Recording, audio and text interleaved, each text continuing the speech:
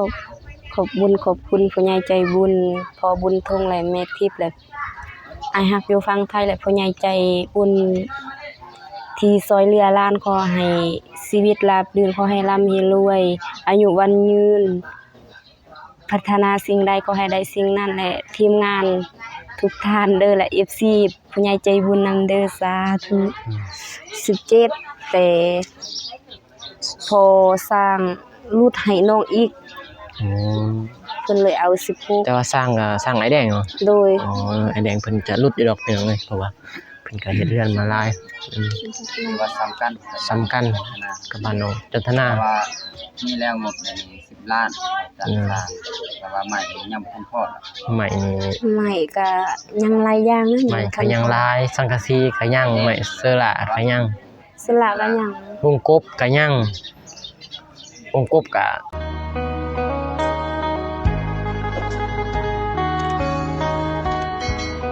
มาพี่เด้อพี่น้องเด้ออยู่บ้านน้องจันทนาน้องพินพี่น้องเอ้ยแต่ตอนนี้บ้านน้องจันทนาเสร็จสิ้นหรือว่าเสร็จภารกิจเป็นที่เรียบร้อยพี่น้องเอ้ยทางบ้านน้องจันทนาแล้วมื้อนี้เป็นมื้อคืนพี่น้องเอ้ยแต่ตอนนี้บ่ใส่ก็สิมาถามทางน้องพินเพราะว่ายังบ่ทันได้ถามตั้งแต่ดนพี่น้องเอ้ยดนเติบแหละตั้งแต่เฮ็ดขนอกขนานแต่ได้ยกบ้านน้องจันทนาพี่น้องเอ้ยก็บ่ได้ถามทางน้องพินเลยเรื่องบ้านเรื่องบุญนี่แหละพี่น้องเอ้ยหลายๆเรื่องเพราะว่าน้องเพิ่น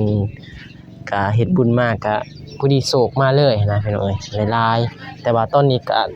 ก็คือว่าแหละพี่น้องเอ้ยก็เห็นทางใหม่แน่มาทางไหนบ่น้องเพิ่นสั่งมาใหม่สิแปลกพี่น้องเอ้ยทางบ้านน้องพิน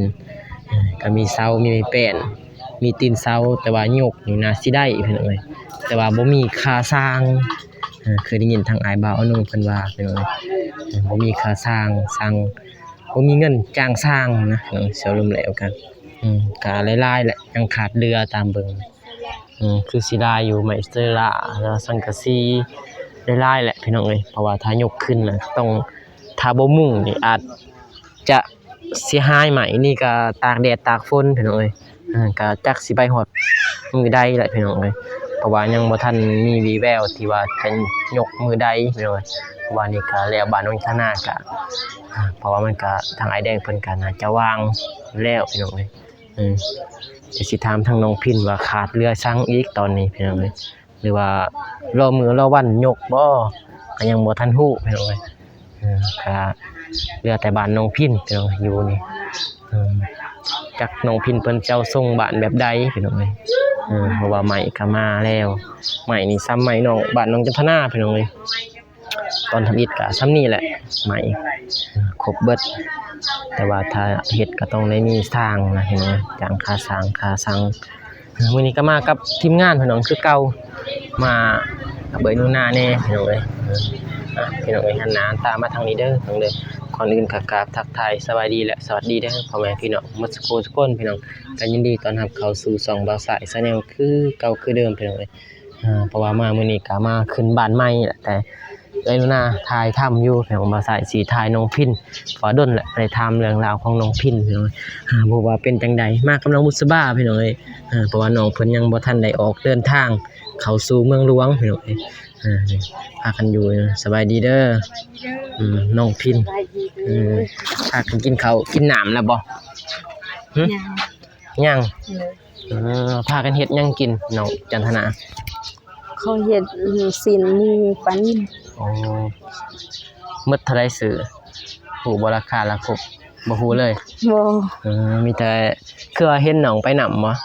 เห็นว่าน้องไปนำแต่น้องก็บ่ฮู้ว่าหมดเงินส่ำใดหั่นน่ะไปนำกันเนาะถือว่าไปถือเครื่องอุปกรณ์หลายเติบอยู่บ่ก็บ่หลายหน่อยเดียวหน่อยเดียวถือว่าทางบ้านนี่ก็เชื่อแล้วครับว่าบ่มีเนาะถ้ามีมันสิคือแบบงานใหญ่เนาะถ้ามีเนาะงานใหญ่ก็เต้นเพิ่นบ่กะนี่ก็แล้วบ้านน้องจันทนาต่อไปบ้านน้องพินเป็นจังได๋บ้านนี้ความรู้สึกตอนนี้มีข่าวดีอยู่บ่หรือว่ามีตั้งแต่ก่อนตอนนี้บ่ทันมีบ่บ่คือว่าตอนนี้บ่ทันมี ทันมีข่าวดีพี่น้องเอ้ยแต่ว่ามื้อบ่มีข่าวดีนี่บ่ฮู้จักแหล้วมื้อวันมื้อใดสิยกเนาะ โดย ถือว่ามื้อวันหยังก็บ่ฮู้พี่น้องเอ้ยของน้องพินมื้อนี้ก็เป็นมื้อขึ้นบ้านน้องตะนาน้องพินก็รู้สึกดีใจนำหลานบ่ โดยรู้สึกดีใจตื่นเต้นครับ เด้อ ก็ดีใจนำหลานเล ถื ย อว่าดีใจเนาะ โดย ถึงว่าน้องก็ยังบ่ทันได้เห็นเนาะ โดย ถือว่าหลานได้ก่อนแต่ว่าน้องพินนี่ยังบ่ทันได้ก็คือ FC ก็คอมเมนต์หลายๆแล้วก็อีต้นน้องพินพี่น้องเอ้ยเห็นน้องพินหลานได้บ้านแต่ว่าน้องพินก็หลังคาก็หัวพี่น้องเอ้ยดีแท้ก็เพราะว่าทางนี้มันซ่อมแซมบ่ได้ต้องได้ตั้งเลยพี่น้องต้องได้ตั้งใหม่เนาะ โดย ซ่อมแซมไปก็ใส่บ่ได้ ใส่บ่ได้แบบว่าคืออายอนงว่าว่ามันเอียงลาย มันเอง ซ่อมแซมกะ คือเก่า คือเก่าจากมือใดแหละลุ่ม มันหยี่นะพี่น้องเอ้ยเซาก้มแบบนี้แหละเซาหมุนเนาะ โดย เซาก้มเขาหมุนมันก็อยากหยี่มันหยี่แบบว่ามันหยี่มาทางหน้านี่เนาะมันหยี่มาทางหน้าถ้าซ่อมก็คือทางนี้แหละฮีดทางนี้ซ่อมบ่ได้แม่นบ่ โดย มีแต่ว่าล้มเลยหรือว่าย่อได้ย่อไปนี่ได้บ่ ได้ ยกย้ายแบบบ่ได้อันนั้นเนาะ โดย ย่อเขาจักสิได้หรือบ่พี่น้องเอ้ยผู้เบิ่งจากเพื่อนคือว่าหยี่เบิดน่ะ มันสรุป จักสิล้มมื้อใด นางใหญ่ย่อไปบ่ฮอดใส่ลุ่มก้นเลย ย่อไปหอดใส่ล้มกลุ่มพอดีบ่มีบ่นอนสิได้นอนกลางหนองตะนาหรือว่านอกเปิ้งนี่แหละนอกซ่าน ว่าอันนั้นก็ นอนบ่ได้บ่ บ่ เขาบ่ให้นอนมานำกัน บ่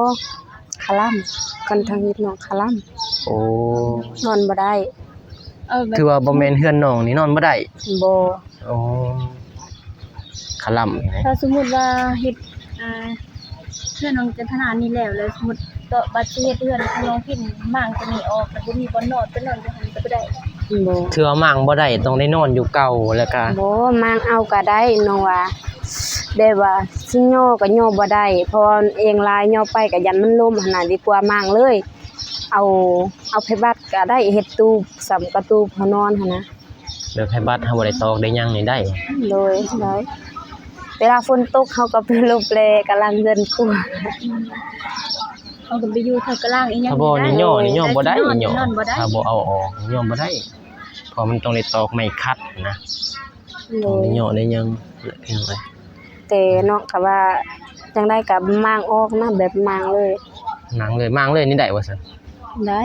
มางแบบว่ามางเลยว่าสิตั้งเฮือนใหม่หั่นน่ะก็มางเลย โอ้ถือว่าถ้ามั่งนี่ต้องได้ตั้งเฮือนใหม่ เลย แบบนั้น เลย ก็บ่ผิดอีกเนาะ บ่ แบบนั้นก็คักง่ายอยู่เนาะ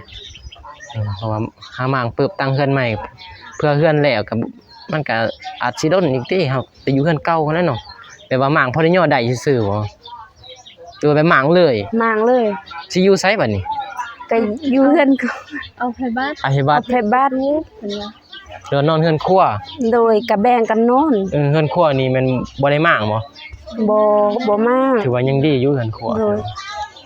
แต่เฮือน แต่สังกะสีมันบ่ดีเลยมันเก่าแฮงเลยมันย่อยเลย ปกติก็เบิ่งหันหักรถเลยไอ้แม่เอาไว้สั่งเลย ถือว่า เพื่อนของน้องจันทนานี่ก็แม่นส่วนของทุกคนแล้วว่าน้องพินสิไปนอนนั่นบ่ได้เนาะ มันบ่ได้ ถื อีก ว่า อย่างหันคือฮีดพวกน้องหันเขาแนวเฮาขึ้นเฮือนใหม่เด้ อ๋อถ้าขึ้นเฮือนใหม่นี่ไปนอนบ่ได้ เลยบ่ได้คันมันฮอดปีนอนได้แบบปีนึงหั่นน่ะไปนอนได้อันนี้ยังบ่ทันฮอดก็นอนบ่ได้ บ่ทันดุนเนาะ โดย ทันดุน คือเฮือนน้องอะคือกันหั่นแหละ คือถ้าเพื่อนน้องนะก็สมมุติว่าน้องจันทนาบ่ทันมีเพื่อนนี่ก็สิมานอนพักเช้าอยู่เฮือนน้องนี่ก็บ่ได้เนาะ บ่ได้ แต่ว่าไปมาสู่กันแบบนี้นี่ได้แต่ว่าบ่ได้นอนเนาะ เลยแบบมาลิ้นน้ำแบบบ่อยู่นำกันหันได้คันสินอนหันนอนบ่ได้ มันผิดเนาะเสียขั้วแล้วเนาะเสียตัวขั้วแม่นบ่ทางนี้ แม่น ทาง จัก นี้ เสียตัวควายจักว่าชีวิตให้เฮาเจ็บเฮาป่วยทั้งแล้ว อันแรกมันก็ผิดเหตุมันก็ต้องได้เสียตัวขั้วแปลงเหตุเฮาก็เจ็บขั้วก็เสียเป็นอันนั้นเนาะ แม่น บ่ติหลายเหตุพี่น้องไอ้เหตุมันก็แบบนั้นแหละ มาเลยกินข้าวน้ำแล้วสบายดีเด้อ สบายดีเด้อ กินข้าวกินน้ำละ แล้ว อ๋อได้ยังกินหมูเฮ็ดจังได หลาบสี อืมถามน้องพินเรื่องบ้านนี่แหละเพราะว่าน้องจันทนาก็สำเร็จแล้วน้องพินก็จักสีเป็นจังไดต่อนะ สิได้ทำข่าวดีอยู่บ่ จักสีนี่ครับเขาดีบ่หรือว่าเอาไปให้อันนั้นแต้นต่อดีกว่าบ่ เอาอีก ยันแต่มันบ่ตอดแล้วมันตอดแล้วเทื่อนึง ต่อตานี่วันนี้สิได้โชคร้ายสุดนั่น โดดเด้อฮูตาตา อืม เด้อ เดี๋ยวไปต่อไปก็อาจจะได้อัปเดตทั้งน้องพินต่อเป็นยังไงน้องจันทนานี่สำเร็จเสร็จสิ้นแล้วแต่ว่าอัปเดตตอนแบบว่าเขาไปเยี่ยมย่ามนะเนาะเป็นยังไงก็อัปเดตอยู่มาไกลๆก็อัปเดต มันจะอยู่ใกล้กันเนาะ อยู่ไกลกันใน ว่าสำเร็จทางบ้าน โน่น กินเรียบร้อย แต่น้องพินนี่ตอนนี้นี่งบนี่บ่เหลือเลยบ่ บ่ได้ยินว่าบ่น้องว่าค่าสร้างมีแต่10 ล้าน อืม 10 ล้าน ค่าสร้างมัน10 ล้าน แต่ว่าบ่พอค่าสร้างเนาะ โดยค่าสร้างก็บ่พอ 6 ล้านบ่ บ่ บ่ น้องบ่ ก็ ฮู้ ไม่เซ็นเนาะ6 ล้าน เสร็จเนาะเท่าไหร่จื้ออยู่บ่ แม่น6 ล้าน6 ล้าน6 ล้านปลาย 6 ล้านนี่เงินหันยังตอนนี้นี่10 ล้าน โดย แต่ว่าค่าสร้างนี่เท่าไหร่จาง 16 16ถือว่ายังขาดตัวนี้6 ล้านเป็น โดย สร้างเพิ่นยกขึ้นได้แม่นบ่ เลย โอ้ อีกอย่างก็ บัดมีงบ สร้างว่าตัวเองสิเอา17แต่พอสร้างรูดให้น้องอีก อืม เพิ่นเลยเอา16 แต่ว่าสร้างก็สร้างไอ้แดงเนาะ โดย อ๋อไอ้แดงเพิ่นจะหลุดอยู่ดอกเดียวเลยเพราะว่าเพิ่นก็เฮ็ดเรือนมาหลายคือว่าสำคัญ สำคัญกับบ้านน้องจันทนา เพราะว่ามีแล้วหมดเลย10 ล้านจากสร้างแต่ว่าใหม่ยังบ่ทันพอด ใหม่นี่ ใหม่ก็ยังหลายอย่างนะ ใหม่ก็ยังหลายสังกะสีก็ยังใหม่เสื้อละก็ยัง สละก็ยัง วงกบก็ยังวงกบก็ทาเฮ็ดคือเฮือนน้องจันทนาแต่บ่คือบ่ บ่คือ ปองเอี่ยมนี่จักปอง บ่ฮู้ น้องจันทนานี่6แต่ว่าน้องพินแซมทางนี้ก็6คือกันถ้า น้อง ใส่ จันทนา 6ปอง ประตู2แต่น้องพินนี่บ่มีประตู นี่ นี่ประตูอันนึง ประตูบอลทางเข้าคันได้นี่บ่ หมดแบบเก่า แบบนี้เลยบ่ เลย 2อันในนี้ แบบ เลย โอ้ เพื่อนน้องฮาน อืมแล้วเพื่อนน้องฮาน ใช่ โอ้ เพื่อนเดียว โอ้ทางเขาทางเดียว นี่คนน้องเพิ่นตรงนี้ แต่ว่าประตูอีกเบิ่งหนึงเบิ่งลงเฮือนครัว โดยบางหนึงลงอยู่เบื้องนี่ เบิ่งหนึง เพราะ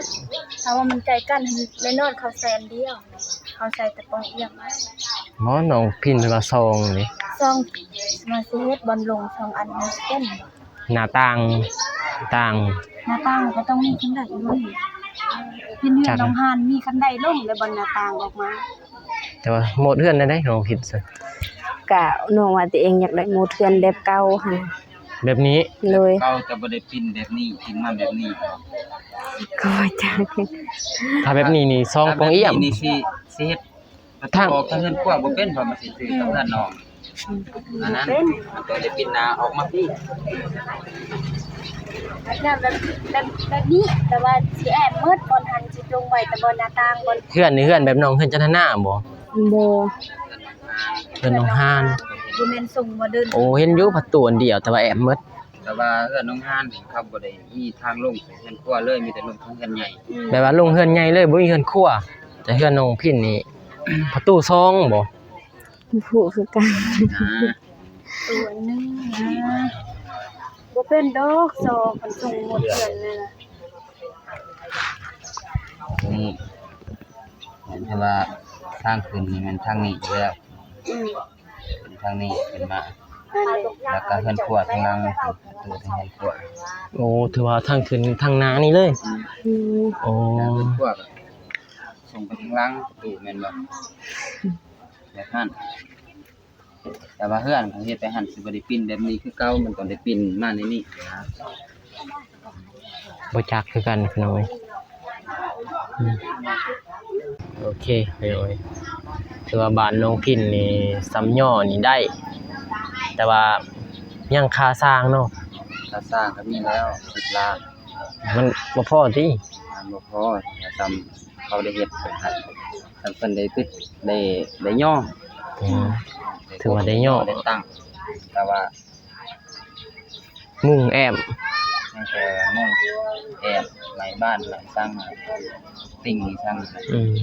ถือว่าขาด แต่ว่าถ้าจ้างค่าสร้างย่อนี่มันยังขาด6 ล้านเนาะ ล้าน แต่ว่าถือว่าจ้าง16 ล้านปึ๊บนี่เพิ่นย่อแม่นเฮ็ดแล้วเบิดนะถือว่ามีงบมาเท่าใดก็เพิ่นมาเฮ็ดเลยแบบนั้นนะอาจสิแบบนั้นแหละ โดย เพราะว่าถ้าย่อนี่ย่อได้เนาะ พอมีเงินจ้างสร้าง เด้อ สิให้แล้วบ่ทันแล้วเพราะว่าเครื่องบ่ทันครบ แม่นเครื่องมันบ่ครบยังหลายอยู่ ไม่เสียลาก็ยัง ไม่เซละไม่วงกบนั่นแหละบานประตูเนาะสังกะสีเถือบ้านต่อไป ไม่เสียลาลูกติงลุงกบสังกะสีอย่าง4อย่าง ถือว่าขาดลายอยู่เลยบ้านน้องผิดเนาะคือบ้านน้องจันนานี่สิไวเพราะว่างบมันมาไวเด้คือไอ้บ่เอานงเพิ่นว่าน้องแต่น้อง ใหญ่ผู้เดียวกันนะซอยเอากินกับน้องจันทนา โดยเพิ่นบ่ได้เพิ่นก็ เพิ่นก็ ซอยลาย ลังเนาะ โดยซองลายมันก็อยากผู้เดียวมันก็อยากนักหั้นนะ โดย แต่ลังหนึงก็พอแห้งแล้วเนาะบ่มีสิเว้ากันบ่ติภัยแหละพี่น้องประมาณนั้นเนาะ โดย ใหญ่เพิ่นก็มีแต่ผู้เดียวมี2 คน3 คนเนาะ โดย ซอยผู้ใหญ่ทางอื่นก็บ่ทันมี อืม เพื่อนน้องจันทนา ถือว่ายังหลายชมทบยังหลายอยู่พี่น้องเอ้ยประมาณนั้นบ้านน้องพิน ต่อไปก็รอพังเบิ่งว่าสิมี ได้ มื้อใดสิได้ถ้าฮอดมื้อฮอดวันอาจสิเพิ่นอาจสิได้แจ้งอยู่ดอกทางน้องพินเนาะ โดย เพราะว่าแจ้งให้สร้างมาเฮ็ดไอ้แดงก็น่าจะมื้อนี้มื้ออื่นน่าจะไปบ้านน้องน้ำพลเพราะว่าอันนั้นก็เฮ็ดบ้านน้องน้ำพลก่อน บ้านประตูมาเด้บ้านน้ำพ้น บ้านน้องน้ำพลกั บ้าน นน้องน้ำคนมันถือว่าสะอาดที่สุด เออเพราะว่ามันแต่ว่าเป็นไอ้แดงเฮ็ดทำอิฐอะนะ บ่งบ งบเหรอ ถือว่าสะอาดที่สุด น้องน้ำพลก็ด้นไหน โดย เขาปี้ สิเข้าปีพุ่นเลยน้องพินนี่ยัง ได้ ไว้ในอันหนึงเนาะกับน้องจันทนาเนาะน้อง ไว้ อืม มันมีสายเกี่ยวกับไว้ อ่า น้องน้ำพ่นเป็นเกือบเนาะ เกือบปีเลยตั้งแต่เสียลำแหละตั้งแต่บ่สายบ่ทันถ่ายคลิปพุ่นนะ ถ่ายคลิปมันมา บ่มียังบ่ทันได้ถ่ายพุ่นนี่ก็6 เดือนน่ะทางพวกอ้ายถ่ายคลิปสายบุญเนาะ6 เดือนป้ายแหละ6 เดือน7 เดือนแหละแต่ว่าน้องพินก็ถือว่าไวเติบอัปเดตหลายๆช่องเพิ่นอาจสิเห็นมุมมอง มันมีแต่ผู้ใหญ่ผู้เดียว หลักๆคือน้องน้ำพ่นทางการรับน้องผู้เดียววันนี้เพิ่นผู้เดียวอย่างเพิ่นก็บ่สบายนี่ หายแล้วก็ว่าซอยสันติซอยได้หาเราก็สบายเลยว่ามันมีผู้ใหญ่คนอื่นที่เข้ามาสมทบมันก็คือสาแน่ มีแต่ว่าสุๆน้องพินก็ต่อติดตามชมต่อไป มันกิน โดย แล้ว เลยเราติดตามชมต่อไปอ่ะแต่บอกกับใจขอบคุณยายใจบุญที่นี่แหละสมทบซื้อใหม่นี่แหละน้องก็คือสิฮู้จักแล้วเนาะซื้อเนาะพ่อมิกเนาะเพราะว่าเฮาก็ยังบ่ทันเป็นสะพานบุญให้เพิ่นเนาะมีแต่น้องพินฮู้ก็ใส่ก็บ่มีนี่บ่ฮู้น้องมุสบาก็บ่ฮู้อ้าว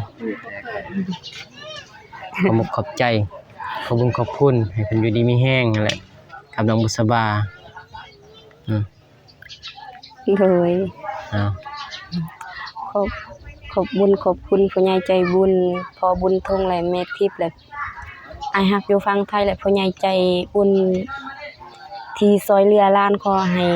ชีวิตราบรื่นขอให้ร่ำให้รวยอายุวันยืน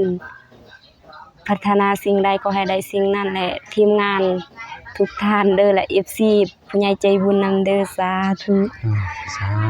ธุพี่น้องโอเคพี่น้องประมาณนี้พี่น้องเอ้ยมา บ่สายกะสิได้จบคลิปไปเพียงเท่านี้ก่อนพี่น้องเอ้ยก็คือว่าแหละน้องพินก็ยังขาดเรือหลาย จบสักครั้ง ถ้าบ่มีก็คือว่าน่าจะอยู่ประมาณนี้เลยพี่น้องเอ้ยบ้านน้องพินพี่น้องเอ้ยเพราะว่ามันก็ยังบ่ทันมีความคืบหน้าเพราะว่ายังขาดสร้างพี่น้อง10ยัง6ล้านถ้ามี6ล้านแม่นเพิ่นจะมาเฮ็ดหรือว่าบากเสาบากหยังตั้งขึ้นนะพี่น้องเอ้ยตั้งขึ้นก็คือเก่าแหละถ้าบ่มีสังกะสีหรือว่าบ่มีสังกะสีมุงมันก็เปื่อยและยามพ้นแหละพี่น้องเอ้ยเฮ็ดจังได๋ โอเคพี่น้องคลิปนี้บ่สายกาสิจบคลิปเพียงเท่านี้ก่อนพี่น้องขอพรให้พระยาจิบุญทุกๆท่านจงมีแต่ความสุขสุขกายสุขใจพี่น้องปรารถนาสิ่งใดก็ขอให้ได้สิ่งนั้นให้ดงปรารถนาความเจ็บอย่าได้ความไข้อย่ามีขอให้ห่างให้มีให้ร่ำให้รวยเปิดสุขุสุขคนเด้อพี่น้องเด้อพอๆกันใหม่ในคลิปหน้าพี่น้องคลิปนี้ก็สิขอกล่าวคำว่าสบายดีเด้อพี่น้องเด้อมีดีมีแห้งหมดสุขุสุขคนพี่น้องไปบ๊ายบายพี่น้องบ๊ายบายเด้อ